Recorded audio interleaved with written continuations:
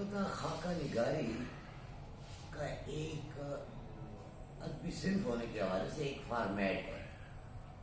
تو میں صاحب شک سے یہ کہوں گا کہ وہ اس فارمیٹ کو ذہن میں رکھیں جو آ رہا ہے، جو لکھا جا رہا ہے، اور اس میں اپنی بھی جدت طرز بھی پیدا کر سکتے ہیں.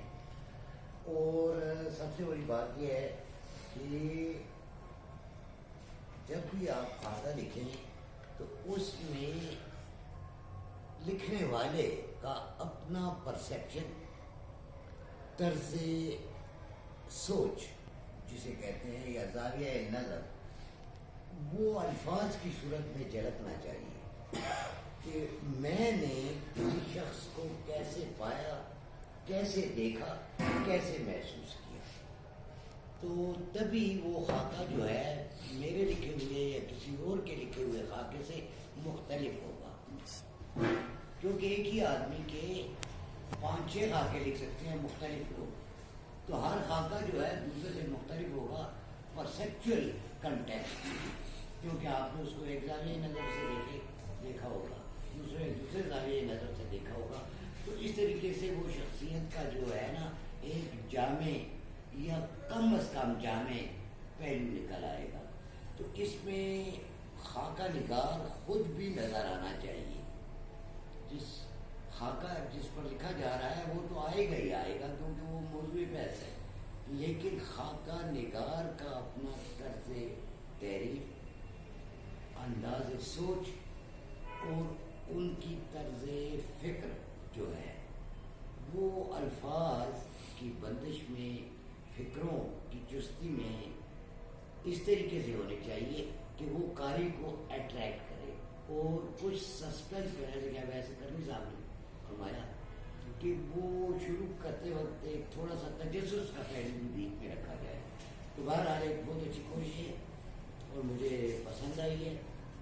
اور آپ نے جو کچھ بھی نایاب صاحب نے دیکھا یا جس پر خاکہ لکھا ہے آپ نے اس کو بالکل ہی بڑے کینڈیڈلی اور آنیسٹلی بیان کیا ہے. الفاظ کی نشست اس کا برخاست مجھے اچھی لگی ہے اور روانی بھی ہے. تو اب ایسے کرنی صاحب تو میں گزارش کروں گا ڈاکٹر صاحب سے کہ وہ اپنی آراء سنا دیں. دراصل اگر شخصیت نگاری کے لیے پن پورٹریٹ کلرز استعمال ہو سکتا ہے تو یہاں پر خاکے کے لیے ہم اسکیچ کلرز استعمال میں لاتے ہیں، اور اس میں کوئی سوانیوری کی طرح کوئی بہت پجادم تصویر اور اس کے گرد کے جو متعلقات وہ بیان نہیں کیے جاتے. یعنی پوری زندگی کی ہسٹری نہیں لائی جاتی، بلکہ منتخب کر کے کچھ خطوط سے اس طرح ہم کوئی تصویر ڈیزائن کرتے ہیں اور اس میں وہ شخصیت جھلکتی ہے. اسی طرح خاکے کا بھی فن ہے اور خاکہ نگار کا کمال ہے. جو یہاں پر خاکہ پیش کیا گیا اس میں ظاہری خد و خال تو موجود ہے، کسی حد تک شمائل و خصائل بھی بیان کیے گئے ہیں، لیکن یہاں داخلیت کی مجھے کمی محسوس ہوئی. یہ داخلیت ان معنوں میں کہ شخصیت میں سے گزر کر جو خاکہ لکھا جائے گا تو وہ ان سارے محسوسات کو گرفت میں لے لے گا جس کی یہاں پر ہمیں تشنگی محسوس ہو رہی ہے. یعنی لفظوں کے ساتھ بھی برتاؤ اس قسم کا دکھنا چاہیے کہ جیسے اس کا عنوان ہے اپنے نایاب صاحب،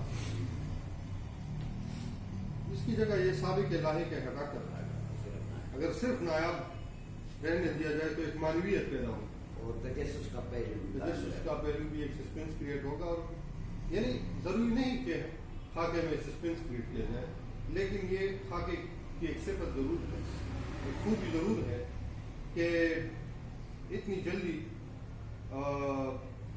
اپنے ریڈر کو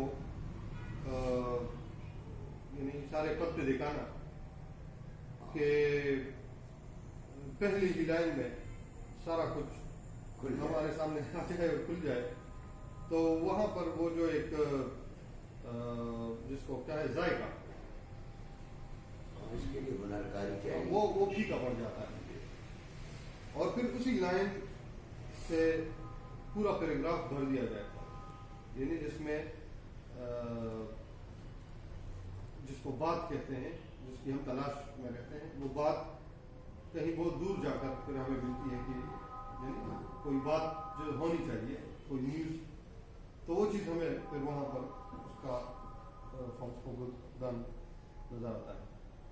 لیکن میں سمجھتا ہوں کہ خاکہ نگار نے اچھی کوشش کی ہے، اور اس سے یعنی خاکہ لکھنے کے لیے یہ ضروری ہے کہ آپ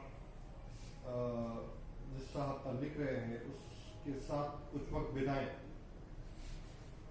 اس کی زندگی، اس کا جو داخل ہے، اس کا اندر، اس کو یعنی پوری طرح سے آپ جانچے پرکھیں. معاملات، بہت سی چیزیں کچھ لوگوں کی آراز ان کے بارے میں کہ لوگ اسے کس طرح سمجھتے ہیں، وہ خود اس نے کس طرح اسے پایا، اور خود وہ ہیں کس طرح.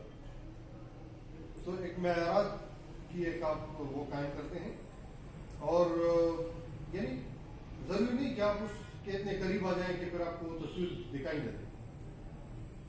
یعنی اس کے لیے پھر خاکہ نگار کو دور جانا پڑتا ہے. تصویر کو واضح شکل میں دیکھنے کے لیے ہمیں پھر تھوڑی سی اس سے دوری وہ برداشت کرنی پڑتی ہے. لیکن ظاہر ہے کہ ہم نے لکھنا ہے، اور ہم اپنے لکھے ہوئے کے سامنے پھر جواب دہ بھی ہوتے ہیں. لہذا ایک نازک فن ہے، لیکن اچھا یہاں نام ہونا چاہیے تاکہ یہ کس نے لکھا ہے، اس لیے کہ ضروری ہے. تو احسان دانش صاحب کا خاکہ ہے آج، اور کچھ بھی میں دوستوں سے متفق ہوں کہ تشنگی ہمیں محسوس ہو رہی ہے، اس کو پھیلانا چاہیے، اور جو ابتدائی پورشن ہے اس کو کہیں آخر میں جگہ دینی چاہیے، اس کو کہیں دو ایک لائنوں میں اس پورے پیراگراف کو کپا دینا چاہیے.